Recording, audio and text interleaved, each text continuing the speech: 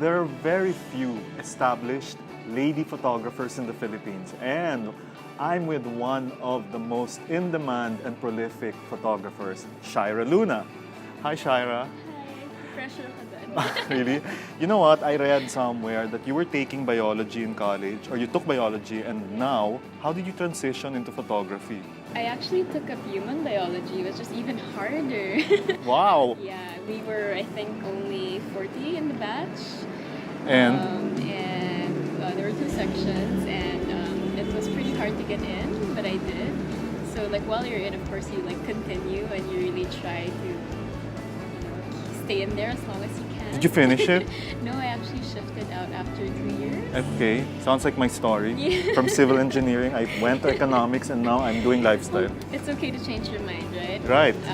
And I decided I wanted to shift maybe to something related to mass media because during that time I was also producing. So what did you finish? I didn't. I stopped after 6 years. Ah, okay. And then after 6 years, and then when did you see that photography was in your horizon?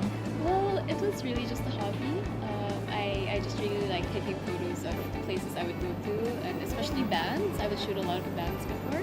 That was my only like escape from everything. I didn't really consider it as a career before. You know, there are photographers who are known for their very edgy work or their very light work, or but you seem to have so many disciplines, and they all seem to work. How do you do that? Well, thank you for saying that. That's such a compliment. I think it's because I've really gone through all the different kinds of photography, because I didn't start out as a fashion photographer. I would do events, I would do products, I would do portraits. Like, I really tried to go through everything, and I learned everything along the way. So I think it's, instead of giving me an edge, I'm more well-rounded. I think. Nice, yeah. What would you say is your design aesthetic? My design aesthetic, well, I can't say simple is better because sometimes I like to have a lot of texture in my photos. It's really more of the feeling than the design aesthetic, maybe. The feeling of what? Feeling, it depends on what I'm shooting. I don't really like people posing. Okay. I just really like to capture very natural things. Like, if you see a photo, I want it to look like something that actually happened. Like, not necessarily in this world or in this in this lifetime. In this century. In this century. You know, I had the privilege of working with you and you as a subject, and I think it was so easy to relate to you. It was so light, it was so relaxed. You gave instructions that were so simple and so easy to follow. So I think maybe that's how you're able to bring out the best or the worst in someone. Do you think so? I think it's pretty important to communicate with your subject, whether they're posing or not, whether if it's for like commercial work or not.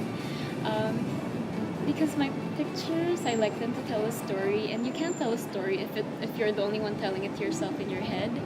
You have to make the people you're working with realize what you want to say. So it's not really about you, it's really more about your subject. The only thing, honestly, I can contribute to a photo, because everyone works on it, is probably a little vision, but I welcome like collaborations, from the people I work with. It can't just be what you want, because you have to be open to ideas too, and then you just make it into one cohesive thing. There's so many upcoming photographers who I'm sure would want to be where you are now. What kind of advice can you give them? Advice, just keep your eyes open and always be inspired. Like, look at something and use your imagination, and never to lose the child in you, because I think when you're young, that's when you're really creative. And it's easy to get boxed in by like society or what you see in magazines, by little things, but it's really just absorbing everything and learning from things around you. It's not that complicated. It's keeping the feeling. So there you go. 2 things I heard. You said inspiration and imagination, and I really believe in that. And congratulations, you've gone a long way, and I'm sure you'll reach even greater heights. We're so happy that we're able to work with you. Thank you so much. It's such a privilege being able to talk to you and Thanks, share Shaira. our stories with everyone.